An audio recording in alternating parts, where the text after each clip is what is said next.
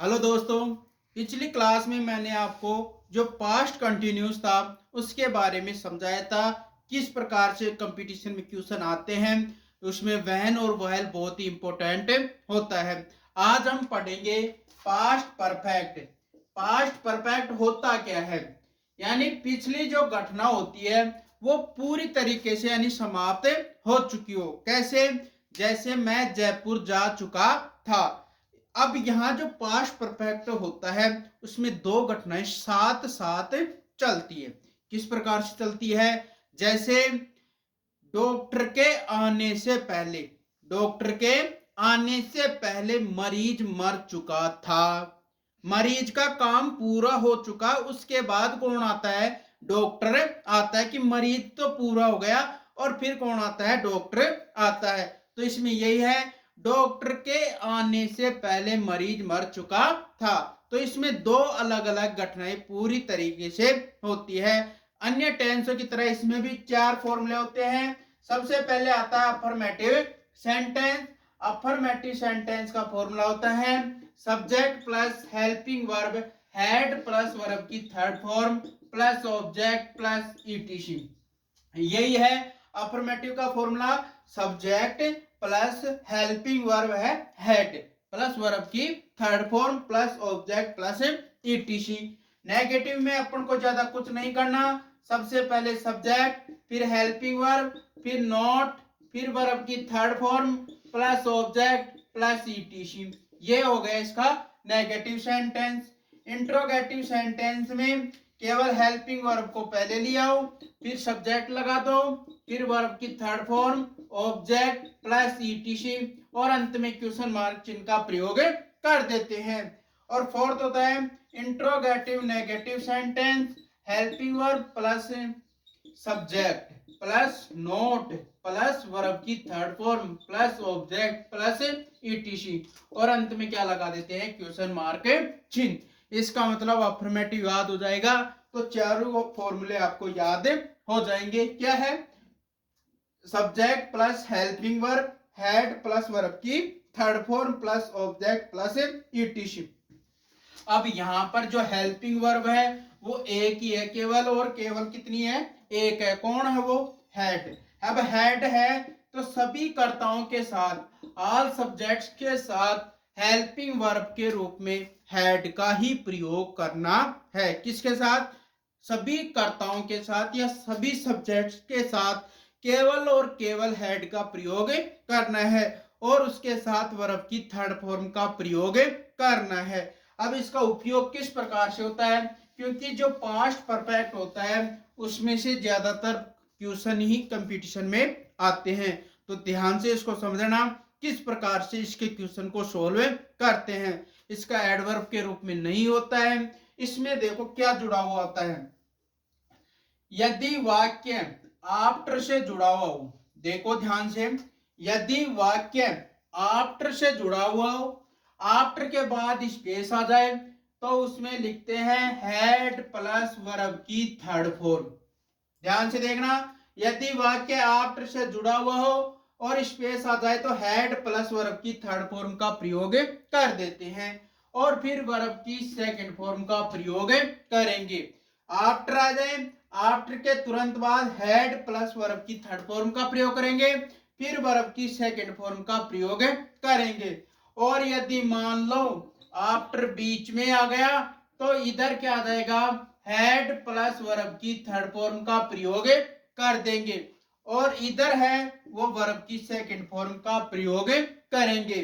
ध्यान से देखना, आफ्टर आ जाए, आफ्टर के बाद हैड प्लस वर्ब की थर्ड फॉर्म का प्रयोग करना है, और उसके बाद वर्ब की सेकंड फॉर्म का प्रयोग करना है। इसी प्रकार यदि वाक्य किससे जुड़ा हुआ हो? बिफोर से जुड़ा हुआ हो। वाक्य किससे जुड़ा हुआ हो? बिफोर से जुड़ा हुआ हो। बिफोर के एक तरफ आपको क्या करना है? वर्ब की सेकंड फॉर्म। बिफोर के एक तरफ क्या करनी है? वर्ब की सेकंड फॉर्म। और इधर आ जाए तो क्या करना है आपको? हैड प्लस वर्ब की थर्ड फॉर्म का प्रयोग करना है। आई बात समझ में? दो आपके पास दो हैं। वाक्य किससे जुड़े होगा? या तो आफ्टर से जुड़ा हुआ होगा या बिफोर से जुड़ा हुआ होगा। यदि वाक्य किससे जुड़ा हुआ हो? आफ्टर से। आफ्टर के तुरंत बाद हैड प्लस वर्ब की थर्ड फॉर्म का प्रयोग करना है। फिर वर्ब की कौन सी फॉर्म लगानी है? Second form. आपको एक दे देगा और एक आपको पहुंचेगा, ये दे देगा तो ये करना है और ये दे देगा तो ये आपको करके आना है। क्लियर? फिर से देख लो, यदि वाक्य आफ्टर से जुड़ा हुआ हो, उसके बाद हेड प्लस वर्ब की थर्ड फॉर्म, फिर वर्ब की सेकंड फॉर्म। इसी प्रकार बिफोर से जुड़ा हुआ हो तो उसके तुरंत बाद वर्ब की सेकंड फॉर्म, और इधर क्या करना है? हेड प्लस वर्ब की थर्ड फॉर्म। अब किस प्रकार से करते हैं वो देखो। आपके पास एग्जाम में क्वेश्चन आ गया, देखो कैसे। जैसे ये क्वेश्चन आ गया आपके पास, the patient had died before the doctor space come. एक तो ये क्वेश्चन आ गया, एक ये आ गया, the train had gone before I reach the station. एक ही आ गया। एक क्वेश्चन आ गया जैसे आपके पास, after we revise the lessons we played. इसी प्रकार के क्वेश्चन आपके कंपटीशन में आते हैं। तो इसको किस प्रकार से सोल्व करते हैं, देखो ध्यान से देखना। क्वेश्चन आपके पास, the patient had died, the patient had died before the doctor space came. यह गया। अब वाक्य किससे जुड़ा हुआ है? बिफोर से। किससे जुड़ा हुआ है? बिफोर से जुड़ा हुआ है। अब बिफोर से पहले क्या दे दिया इसने? हैड प्लस वर्ब की थर्ड फॉर्म। नियम के अनुसार है, यदि वाक्य बिफोर से जुड़ा हुआ है, बिफोर से पहले क्या आ गया? हैड प्लस वर्ब की थर्ड फॉर्म। तो अपन को पता है कि फिर किसका प्रयोग करते हैं? वर्ब की सेकंड फॉर्म का। और यहां पर वर्ब की सेकंड फॉर्म कौन है? कैम है। तो हो गया नियम, बिफोर के बाद वर्ब की सेकंड फॉर्म, तो इधर क्या आ गई? हैड प्लस वर्ब की थर्ड फॉर्म। इसी प्रकार, the train had gone before I space reach the station. वाक्य किससे जुड़ा हुआ है? बिफोर से जुड़ा हुआ है। बिफोर के एक तरफ क्या दे दिया? हैड प्लस वर्ब की थर्ड फॉर्म। तो अगली तरफ क्या बनना अपने को? वर्ब की सेकंड फॉर्म। और रीच की सेकंड फॉर्म क्या होती है? रीच्ड होती है। क्लियर? बिफोर आ गया, बिफोर के एक तरफ क्या दे दिया? हैड प्लस वर्ब की थर्ड फॉर्म, फिर क्या दे दिया? वर्ब की सेकंड फॉर्म दे दिया। अब है नेक्स्ट क्वेश्चन, वाक्य में क्या दे दिया? आफ्टर दे दिया।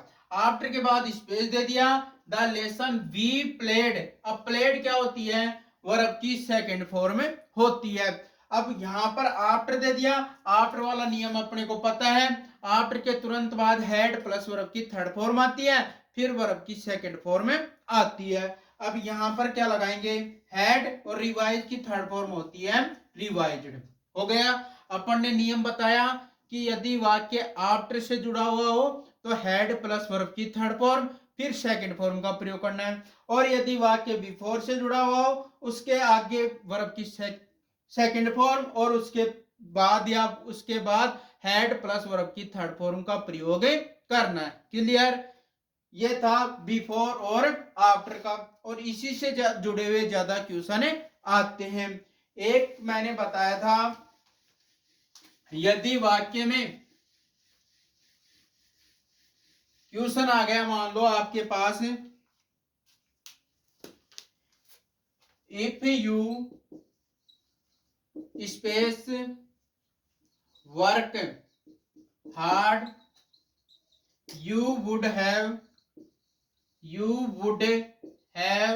पास्ड। ये क्वेश्चन आ गया। एक आ गया, if you work hard you will get success. एक ही आ गया। एक आ गया, if you work hard you would get success. एक क्वेश्चन आ गया। तीनों में अंतर समझ लो, ये क्वेश्चन आपका कहीं पर भी गलत नहीं होगा। देखो मैंने बताया था कि जो प्रेजेंट इंडेफिनेट का फॉर्मूला होता है, यदि वाक्य इफ से जुड़ा हुआ हो, यानी कंडीशनल सेंटेंस से जुड़ा हुआ हो और स्पेस आ जाए और उसके बाद विल प्लस वर्ब की फर्स्ट फॉर्म आ जाए, तो जो स्पेस है उसमें वर्ब की फर्स्ट फॉर्म या वर्ब की फर्स्ट फॉर्म में एस या एस का प्रयोग करेंगे। अब यहाँ पर वर्ब की कौन सी फॉर्म है? फर्स्ट फॉर्म है। फर्स्ट फॉर्म का प्रयोग करना है, एस या यस यहाँ पर नहीं लगेगा। तो नियम क्या हुआ? यदि वाक्य इफ से जुड़ा हुआ हो, वर्ब की फर्स्ट फॉर्म में एस या यस आ जाए, तो अगला वाला वाक्य किस में चला जाता है? विल शैल प्लस वर्ब की फर्स्ट फॉर्म में चला जाता है। नियम हो गया। इफ आ गया, फिर वर्ब की फर्स्ट फॉर्म आ गई, तो अगला वाला वाक्य किस में गया? विल शैल प्लस वर्ब की फर्स्ट फॉर्म। सेकंड है, यदि वाक्य इफ से जुड़ा हुआ हो, वर्ब की सेकंड फॉर्म आ जाए, तो अगला वाला वाक्य में क्या जाएगा? वुड प्लस वर्ब की फर्स्ट फॉर्म चली जाएगी। Clear?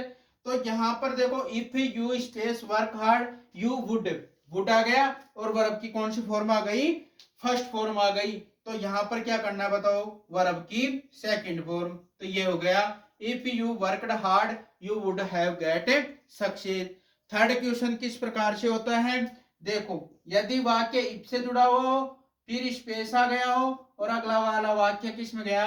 Would plus have plus passed, verb की थर्ड फॉर्म ये गया। If you space work hard you would have passed. देखो वुड हैव पास्ड, तो इधर क्या करना है अपने को? हैड प्लस वर्ब की थर्ड फॉर्म का प्रयोग करना है। तो यहां पर क्या आ जाएगा? Had worked. क्लियर? तो तीन नियम हो गए। इफ के बाद वर्ब की फर्स्ट फॉर्म में एस या ये जुड़ा हुआ हो तो विल शैल प्लस वर्ब की फर्स्ट फॉर्म। इफ के बाद वर्ब की सेकंड फॉर्म जुड़ी हो तो वुड प्लस वर्ब की फर्स्ट फॉर्म। इफ के बाद अगर हैड प्लस वर्ब की थर्ड फॉर्म दे दी तो क्या करना है? वुड हैव प्लस वर्ब की थर्ड फॉर्म का प्रयोग करना है। तो आफ्टर का और बिफोर का और ये इफ वाला तीनों टॉपिक बहुत ही इंपॉर्टेंट है और एग्जाम में इसी प्रकार के क्वेश्चन जुड़े हुए आते हैं। तो क्लियर हो गया?